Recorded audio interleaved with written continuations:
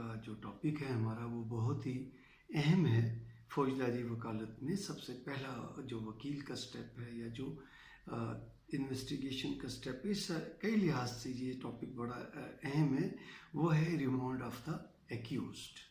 एक मुलजिम का रिमांड जो है वो पुलिस किस तरीके से लेगी। लेकिन इससे पहले मैं आपसे दो गुजारिशात करूँगा। नंबर एक ये कि आप हमारी वीडियोस के बारे में कमेंट्स ज़रूर दीजिए। कमेंट्स से ये होता है कि हमें अंदाज़ा होता है कि जो पिछला हमने लेक्चर रिकॉर्ड किया तो उसके बारे में स्टूडेंट्स की क्या राय है, और दूसरा हमें अपने नए लेक्चर को तैयार करने में आसानी होती है मुझे। और क्योंकि ये लेक्चर तैयार करने का बड़ी मेहनत का काम है। वकालत में तो 35 साल हो गए और हमें जो काम की ज़रूरत पड़ती है, वो जो बात काम की होती है या जो बात ज़रूरत पड़ती है हम उसको पढ़ लेते हैं, लेकिन लेक्चर के लिए वो सब तमाम बातें दोबारा पढ़नी पड़ती हैं और बड़ी डिटेल से पढ़नी पड़ती हैं और एक लेक्चर के पॉइंट ऑफ व्यू से उसको कवर करना होता है। तो इसलिए ये हमारा लीगल एडिशन के नाम से चैनल है, तो इसको सब्सक्राइब भी ज़रूर कीजिएगा, दोस्तों को बताइएगा अगर आपको ये वीडियो पसंद आए। तो इससे पहले हमने एक मैंने एक जनरल प्रैक्टिस पे, क्रिमिनल प्रैक्टिस पे की थी, how to start a criminal practice. तो उसमें तमाम बातों को बड़ा मुख्तसर जो है मैंने बयान किया था। फिर उसके बाद एक क्रिमिनल प्रैक्टिस के नाम से कोई 7-8 हमने लेक्चर इस लीगल एडिशन यूट्यूब चैनल पे डाले हैं, तो उनको भी देखिएगा अगर आपको वो पसंद आए तो। अगर फौजदारी वकालत में आपको बहुत आसानी होगी। अब हम आते हैं कि रिमांड जो है, कोई भी काम जो पुलिस इन्वेस्टिगेशन करती है, मुलजिम को गिरफ्तार करती है, तो पुलिस की तमाम तर एक्टिविटीज़ के ऊपर एक सुपरवाइजरी अथॉरिटी होती है, वो कोर्ट होती है और उसको कहते हैं एग्जीक्यूटिव मजिस्ट्रेट या इलाका मजिस्ट्रेट। तो इलाका मजिस्ट्रेट की अप्रूवल के बगैर पुलिस का कोई भी काम जो है फाइनल नहीं होता। उसका मतलब, उसका मकसद कानून का यह है कि पुलिस को जो है मदर पिदर आज़ाद नहीं छोड़ देना चाहिए, उसको लामहदूद अख्तियारात नहीं, उनके अख्तियारात पे उनके आला पुलिस अफसरान का तो चेक होता ही है, लेकिन अदालत का भी एक चेक होना चाहिए। तो अदालत जो चेक उनको करती है, उन पर कंट्रोल करती है, उनको सुपरवाइज करती हैं, वो एग्जीक्यूटिव मजिस्ट्रेट करते हैं। तो उनको एक कोर्ट की जो है वो पावर्स होती हैं और CRPC के तहत उनको पावर्स होती हैं। तो अब सबसे पहले किसी भी मुलजिम को गिरफ्तार कर लिया। अब मैंने बताया था गिरफ्तार के चैप्टर में तो गिरफ्तारी दो सूरत में होती है, या सेक्शन 54 के तहत विदाउट वारंट जो है किसी मुलजिम ने कॉग्निजेबल ऑफेंस का इर्तिकाब किया है तो पुलिस उसको पकड़ेगी, या दूसरी सूरत यह है कि किसी कोर्ट का वारंट है तो उस वारंट की एग्जीक्यूशन में उस पर अमल दरामद करते हुए उसको गिरफ्तार करेगी। अब गिरफ्तार करने के फ़ौरन बाद पुलिस का काम होता है कि उसकी अगर वो किसी मुकदमे में इन्वॉल्व है तो फिर उसकी इन्वेस्टिगेशन शुरू करते हैं। जिस तरह गिरफ्तार होने के बाद मुलजिम के कुछ लीगल राइट्स और कॉन्स्टिट्यूशनल राइट्स शुरू हो जाते हैं, इसी तरह पुलिस की भी जो है वो ड्यूटी शुरू हो जाती है कि वो उससे इन्वेस्टिगेशन शुरू कर दे। अब इन्वेस्टिगेशन शुरू हो गई और मुलजिम का भी इस्तेकाक शुरू हो गया, उससे तशद्दुद ना हो, उससे उसकी इंसल्ट ना की जाए, उससे इंटेरोगेट ज़रूर किया जाए, इन्वेस्टिगेट भी किया जाए। अब हम पुलिस की बात करते हैं। पुलिस की अब सेक्शन 46 के तहत मुलजिम को गिरफ्तार कर लिया। 46 जो है वो गिरफ्तारी के बारे में बताती है और सेक्शन 54 ये अख्तियार देती है पुलिस को कि वो विदाउट वारंट किसी भी शख्स को गिरफ्तार कर सकती है। और भी कई 9 वजूहात हैं जिसकी बुनियाद पर गिरफ्तार करती है, लेकिन हमारा इस टॉपिक से उसका मतलब नहीं। अब गिरफ्तार कर लिया, गिरफ्तारी की इतला जो है वो रोजनामचे में कर दी, जिस मुकदमे में वो इन्वॉल्व था उस मुकदमे में उसकी गिरफ्तारी डाल दी और उसके बाद उसको इन्वेस्टिगेट करना शुरू कर दिया मुलजिम को। क्यों कि आम तासुर ये है कि जी पुलिस जब तक फिजिकल रिमांड ना ले ले मजिस्ट्रेट से उस वक्त तक वो इन्वेस्टिगेट नहीं करते। नहीं, ये तासुर गलत है। गिरफ्तार करते ही इन्वेस्टिगेशन का अख्तियार शुरू हो जाता है। गो के पर्चा दर्ज होने के बाद इन्वेस्टिगेशन का राइट तो मिल जाता है, लेकिन जो मुलजिम से इन्वेस्टिगेट करना है वो उसकी गिरफ्तारी के बाद से शुरू हो जाता है। तो इन्वेस्टिगेशन शुरू कर दी। अब इन्वेस्टिगेशन जब शुरू कर दी तो अब यहाँ पर एक बात बड़ी अहम है और मालूम नहीं कि लेजिस्लेशन ने ये अख्तियार क्यों दिया। एक जगह वो कहते हैं सेक्शन 60 में कि जब भी किसी मुलजिम को गिरफ्तार किया जाएगा तो उसकी फ़ौरन उसको नियरेस्ट इलाका मजिस्ट्रेट के पास पेश करेंगे या पुलिस ऑफिसर के पास पेश करेंगे।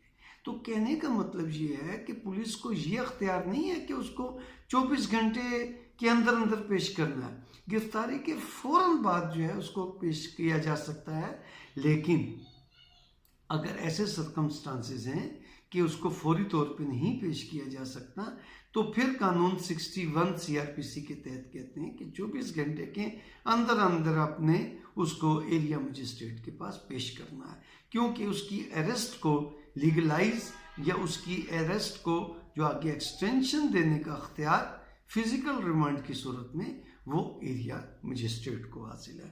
अब 61 के तहत आपने पेश कर दिया, उसको पेश करना लाजमी है। अब उसके बाद फिर पुलिस का अख्तियार क्या है? सेक्शन 167 सीआरपीसी ये कहता है कि अगर विदिन 24 आवर्स इन्वेस्टिगेशन कंप्लीट नहीं होती तो फिर क्या प्रोसीजर होगा।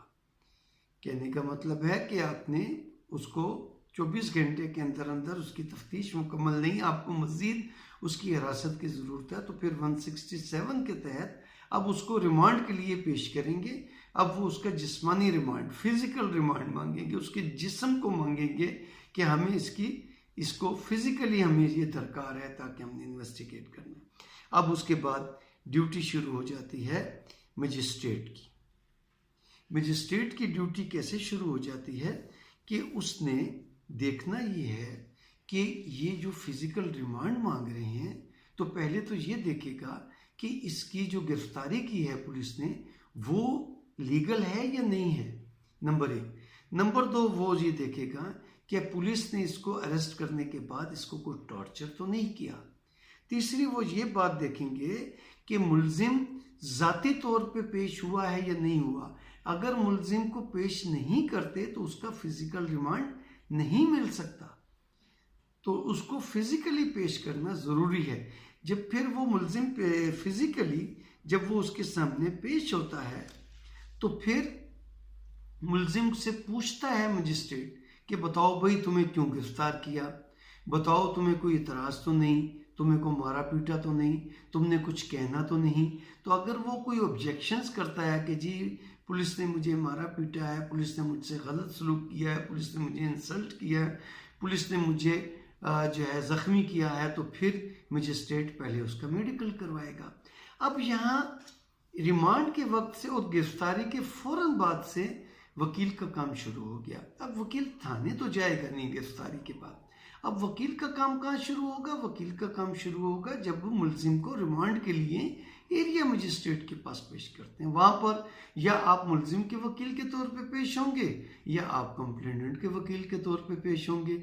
बतौर कंप्लेनेंट कौंसल फिर आपने ख्याल रखना है कि मैंने क्या बात कहनी है, आपने अरेस्ट को जस्टिफाई करना है, डिफेंड करना है, आपने फिजिकल रिमांड को जस्टिफाई करना है और उसको डिफेंड करना है। अगर आप मुलजिम के वकील हैं तो फिर आपकी ड्यूटी और ज़्यादा अहम हो जाती है कि आपने बताना है कि ये क्या इलीगलिटी है गिरफ्तारी में और मुकदमे में FIR में इसका नाम था कि नहीं था, इसके खिलाफ क्या एविडेंस थी ऐसी, और एविडेंस भी सॉलिड एविडेंस जिसकी बुनियाद पर इसको गिरफ्तार किया जा सकता हो।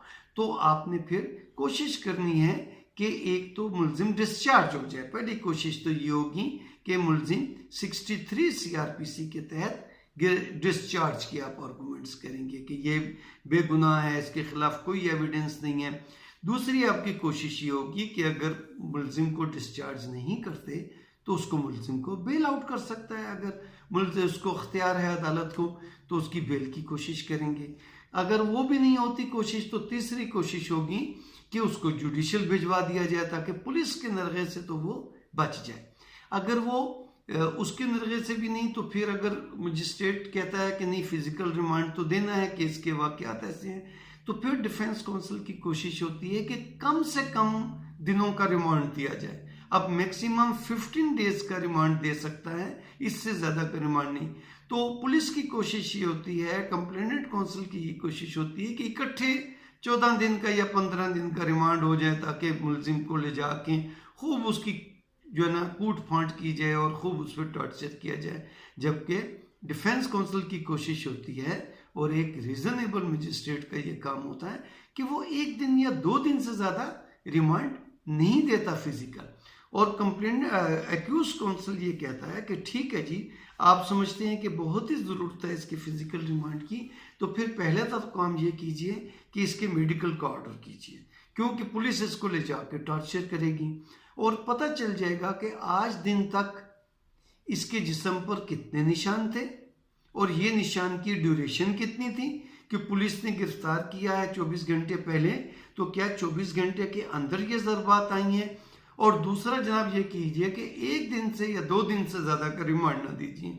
बेशक आप जितना मर्जी दिन दफ़ा दे दें, लेकिन 2 दिन से ज़्यादा रिमांड ना दें। क्यों कि जब 1 दिन 2 दिन का रिमांड मिलता है ना, तो पुलिस जो है फिर तशद्दुद नहीं कर सकती। क्यों कि 2 दिन बाद उसने दोबारा पेश होना है, वो मजिस्ट्रेट को बता देंगे कि मुझ पर तशद्दुद किया गया है, और तशद्दुद की सूरत में मेडिकल होगा और पता चल जाएगा, पुलिस को जो है वो मुसीबत पड़ जाएगी। तो इसलिए डिफेंस काउंसिल की ये ड्यूटी होती है कि वो अपने केस को पेश करे। उसके बाद जब 1 दिन 2 दिन का फिजिकल रिमांड मिल गया, उसके बाद जब दोबारा पेश करते हैं, तो अब यहाँ पर रिमांड के लिए जो पेश करेगा को पुलिस कांस्टेबल नहीं पेश कर सकता, सब इंस्पेक्टर लेवल का बंदा जो है वो पेश करेगा उसको, मुलजिम को रिकॉर्ड लेके जाएगा, तफ्तीशी अफसर जाएगा या SHO जाएगा, या कम से कम सब इंस्पेक्टर के लेवल का बंदा जाएगा, ताकि उसको मजिस्ट्रेट को, एरिया मजिस्ट्रेट को बता सके। अब एरिया मजिस्ट्रेट की ड्यूटी, जिसने रिमांड देना है, वो क्या देखेगा? FIR देखेगा कि उसमें नॉमिनेट है कि नहीं, उसका रोल क्या है FIR में, क्या इस रोल के मुताबिक उसके मज़ीद एविडेंस गिरफ्तारी के बाद क्या आई हैं, उस गवाहों ने उसके खिलाफ क्या बयान दिया है, पुलिस की ज़िम्मियाँ देखेगा, केस डायरी देखेगा। तमाम डॉक्यूमेंट्स देखने के बाद वो ये अपना इंडिपेंडेंट माइंड अप्लाई करेगा कि क्या इसका फिजिकल रिमांड देना ज़रूरी है, क्या इस मुलजिम के खिलाफ कोई ठोस एविडेंस ऐसी आई है कि इसका मज़ीद इसकी गिरफ्तारी जस्टिफाई है। नंबर 2, क्या इसका फिजिकल रिमांड देना ज़रूरी है। अगर मजिस्ट्रेट ये समझता है कि फिजिकल रिमांड देना ज़रूरी नहीं है और ये समझता है कि इसको डिस्चार्ज करने की भी कोई ऐसी बेगुनाही की एविडेंस नहीं है, तो फिर वो उसको या तो बेल आउट कर देगा, बेल बॉन्ड लेके उसको पाबंद कर देगा कि जब तुम्हें अदालत बुलाएगी तुम हाजिर होना, या दूसरी सूरत में वो उसको डिस्चार्ज कर देगा। और डिस्चार्ज की सूरत में भी उसको पाबंद कर देगा, बेल बॉन्ड नहीं लेगा डिस्चार्ज में, उसको पाबंद करेगा ज़रूर कि जब कभी अगर तुम्हें ट्रायल कोर्ट बुलाएगी तो तुम आओगे। अब अगर मुलजिम ज़ख्मी है तो फिर क्या होगा? तो पहले तो इलाका मजिस्ट्रेट कहेगा कि इसका मेडिकल करवा के लेके आओ, फिर मेडिकल देखेगा कि क्या ये ज़रबात पुलिस की अरेस्ट में तो नहीं लगी, क्या इस ज़रबात की रोशनी में पहले उसका इलाज होना चाहिए या फिजिकल रिमांड देना चाहिए। अगर उसका पहले इलाज होना चाहिए तो फिर वो ऑर्डर करेगी कि इसको अस्पताल में दाखिल करो, और उस वक्त तक इससे, जब तक डॉक्टर इजाज़त नहीं देता, उस वक्त इससे जो है तफ्तीश नहीं हो सकती। अब उसके बाद है कि मैंने बताया कि मैक्सिमम 15 दिन का रिमांड दिया जा सकता है, लेकिन 2-2 दिन का अगर दिया जाए तो वो ज़्यादा बेहतर। अब उसके बाद आ जाता है कि एक खातून का जो है रिमांड देते वक्त क्या ख्याल रखा जाएगा कि उसको कोई लेडी पुलिस ऑफिसर पेश करेगी अदालत के सामने, और अदालत देखेगी कि क्या इसको बेल दी जा सकती है, और फिर वो उसको ऑर्डर करेगी कि इसको सिर्फ लेडीज़ लॉकअप में रखा जाए और इसको लेडीज़ इंस्पेक्टर की मौजूदगी में इससे इन्वेस्टिगेट किया जाए। और उसके बाद फिर अगर देखती है कि इसका रिमांड जुडिशल देना है या इसका फिजिकल रिमांड देना है या इसको डिस्चार्ज करना है या इसको बेल बॉन्ड लेके बेल पे रिलीज करना है, तो इन तमाम कामों की वो रीजंस लिखेगी अपने ऑर्डर में कि इस रीजंस की बुनियाद पर मैं इसका फिजिकल रिमांड दे रहा हूँ या मैं इसका जुडिशियल रिमांड दे रहा हूँ, और इस रीजंस पर मैं इसको डिस्चार्ज कर रहा हूँ कि या इन रीजंस की बुनियाद पर मैं इसको बेल दे रहा हूँ। तो ये तो हो गई रिमांड। अब कुछ ऐसे ऑफेंसेस हैं जो स्पेशल कोर्ट्स के जुमरे में आते हैं, तो उनका फिजिकल या जुडिशियल रिमांड भी फिर वो खुसूसी स्पेशल कोर्ट ही देती है। जैसे नैब में 90 डेज का रिमांड दिया जा सकता है, क्योंकि वाइट कॉलर क्राइम में तो उन्होंने एक कानून में बना दिया कि जी 15 दिन में तो तफ्तीश हो नहीं सकती, मैक्सिमम इन्वेस्टिगेट करना है, तो इसलिए 90 डेज का फिजिकल रिमांड दिया जा सकता है।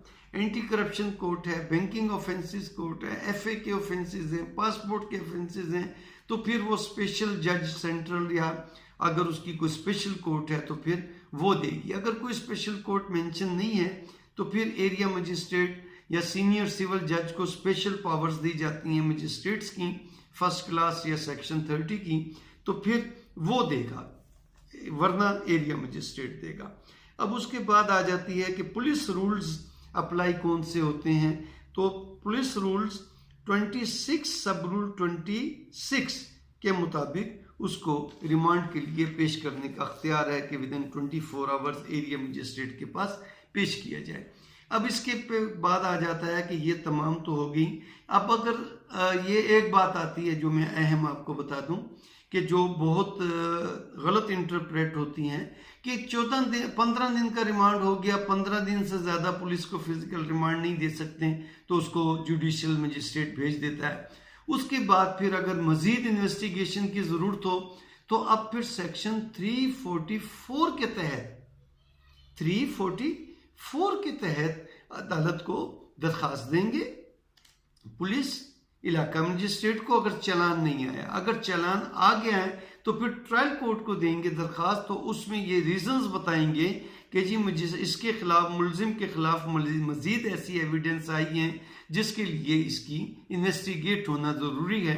तो फिर ट्रायल कोर्ट जो है फॉर फर्दर उसका रिमांड दे सकती है कि जाके जेल में भी इसको इन्वेस्टिगेट कर लें या उसको फिजिकल रिमांड देना है। तो फिर लेकिन होता ये बहुत कम है, लेकिन इसके तहत अमूमन 344 को समझा जाता है कि जब ट्रायल अदालत में आ गया है तो अब केस को एडजन करने के बारे में किसी भी गवाह नहीं है या कोई भी वजह है तो उसको केस को एडजन किया जा सकता है। नहीं, उसमें ये लिखा हुआ है उसकी एक्सप्लेनेशन में कि अगर मजीद एविडेंस की जरूरत है तो अदालत खुद भी कह सकती है पुलिस को कि इस पॉइंट पे आप फर्दर इन्वेस्टिगेट करें, ठीक है, री इन्वेस्टिगेट करें, मजीद एविडेंस लेके आए, या पुलिस भी उनको अप्लाई कर सकती है कि जी इस मुलजिम के खिलाफ ये एविडेंस आई है तो हमें इन्वेस्टिगेट जो है कि इजाजत दी जाए। अब इसके बारे में जो केस ला है, इन्वेस्टिगेशन PLD 1987 लाहौर 236, जिसमें ये कहा गया है कि आफ्टर 15 डेज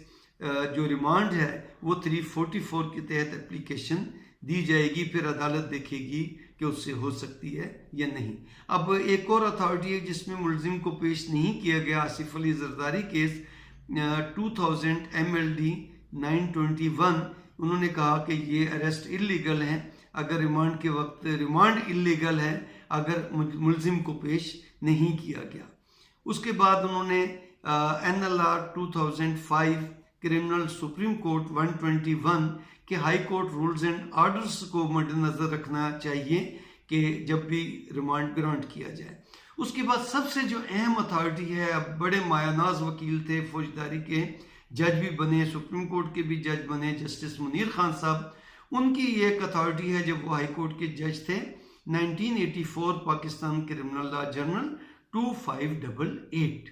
इसमें उन्होंने 18 पॉइंट्स दिए हैं कि एक रिमांड देते वक्त मजिस्ट्रेट को किन किन बातों का ख्याल रखना चाहिए कि मोर देन 15 डेज का रिमांड नहीं होना चाहिए, जहाँ अदालत को अपनी रीजंस लिखनी चाहिए, और रिमांड की एक कॉपी सेशन कोर्ट को 167 CRPC के तहत जो है वो भेजनी चाहिए। 15 डेज का रिमांड हो जाए पूरा तो फिर पुलिस को चालान देना चाहिए, और उसके बाद ये है कि एविडेंस देखनी चाहिए, पुलिस डायरीज देखनी चाहिए, प्रेजेंस ऑफ अक्यूज लाजमी, और उसके बाद मजिस्ट्रेट को अपनी रेजिडेंस ड्यूटी में